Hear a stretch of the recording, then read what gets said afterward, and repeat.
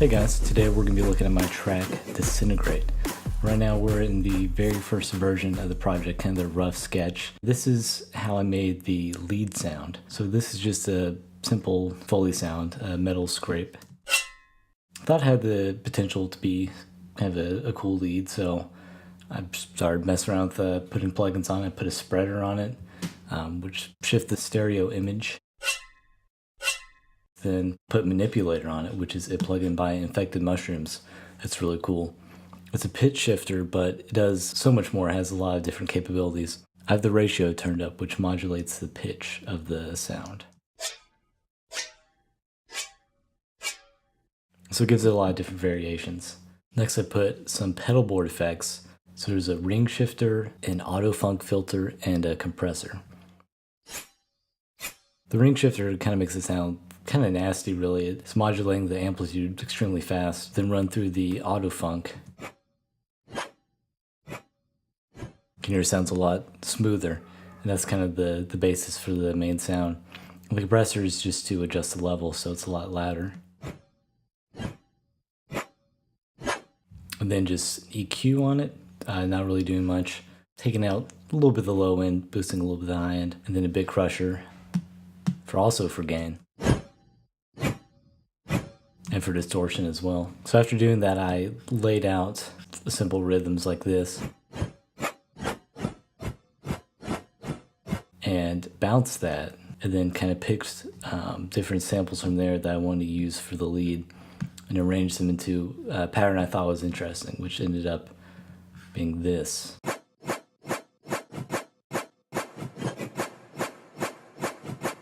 And I did process the lead a little bit more and a little bit more after this, but ended up putting a direction mixer on it to modify the stereo image a little bit, just because the spreader did make it a little chaotic. So I wanted it to be a little more centered, a little more consistent. These last three plugins are for filtering and the reverb automation. You can hear that it comes in after the first two bars. So yeah, that's the basis how I made the song. I kind of just arranged things around it. So this is the earliest version of it, so it's not going to sound that great.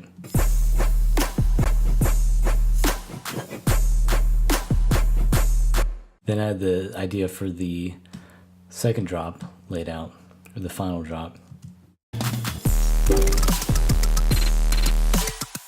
Just distorting the 808, layering it. And then I have a different lead that comes in. And this I won't actually talk too much in depth about because it's very similar to the lead I did for Cyclogenesis, and I have a whole video about that.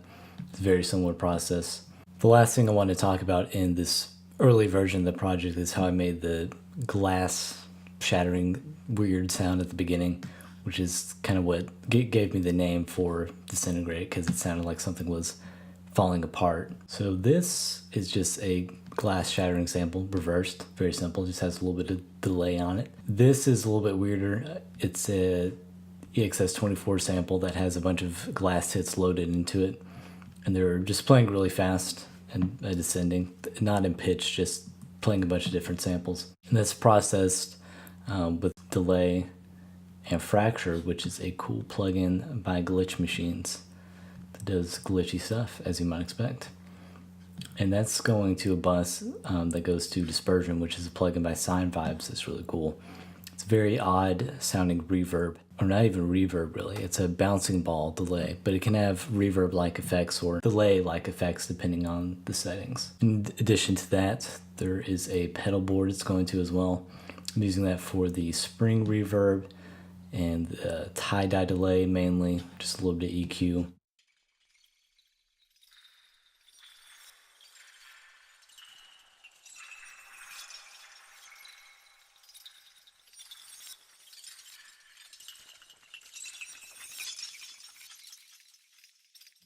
That was a very interesting texture, and that adds a lot to the track. I didn't want to have some kind of unrelated melodic thing if the drop was going to just be, 808s and that metal scrape lead sound. Okay, now we're in the final version of Disintegrate, so of course a lot more layers. It's organized. I bounced a lot of the audio down so it was easier to mix. and master as well. I did that in the same session. So I have all the textures bounced down that you saw originally, and then some other layered ones as well, like this forced effects that comes in at the bridge. So that's a nice little ambience in there as well, some other textures that pop up. Then we already talked about the leads, so we get into the other drums.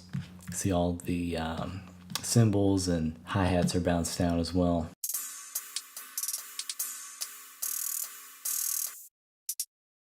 Per usual, of course, I like to have a lot of crazy automation and kind of cool hi-hat patterns.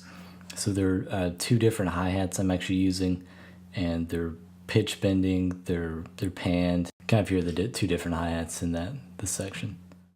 But adds a little bit more variation and interest to it. There are 2 snares I used in the project. The first is more of a trap snare, of course. There's a lot of different layers in there as well. The tail's a separate layer, and there are other like kind of flammy hits as well, and little reverse hits that lead into it. The second snare is more of a dubstep snare. Has a lot more weight to it that comes in at the second drop.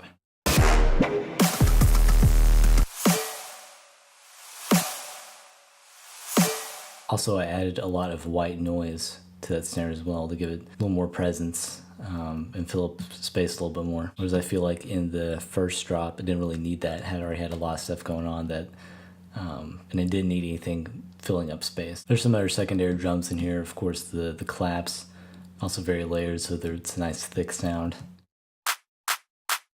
As well as there's a drum loop that's from a different project I was working on that fit very nicely in the bridge. It's automated a little bit. Run through a lot of filters and a guitar amp as well.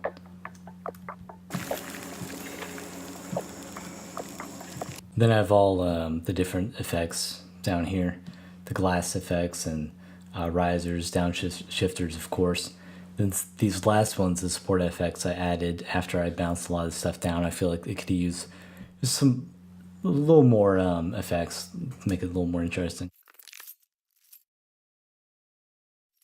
Some Foley hits in there, some little glitchy sounds. I find it easier to work with a song this way after having worked on it and wanting to mix it and master it, just to have it all rendered as audio, so there's no MIDI, can't really change a lot of stuff, which is usually for the good. After messing with something for a while, just want to make a decision and stick to it. And it's easier to mix and master in the same session if you're doing that yourself, if you're not sending it off. It's like a professional mastering engineer.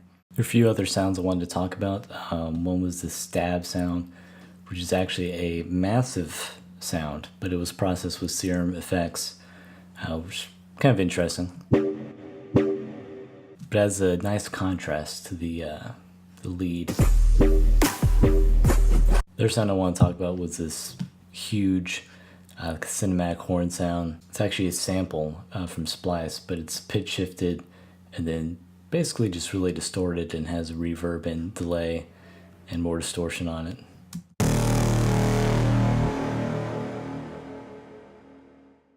So that's what it sounds like with effects and then without. So it's already a pretty cool sound to begin with. I just pitch shifted it to be in key with the project and gave it some reverb and delay. But yeah, that's really about it for Disintegrate. Usually with projects like this, more recently, I have everything rendered as audio. Like for my most recent track, Undone, everything was organized like this, which made it so much easier to finish it and finish mixing and mastering as well. Let me know in the comments what song you want me to look at next, or if you have any questions about sound design or any sounds I made you want a tutorial on. I'll try to get to that. But yeah, thank you for watching and have a good day.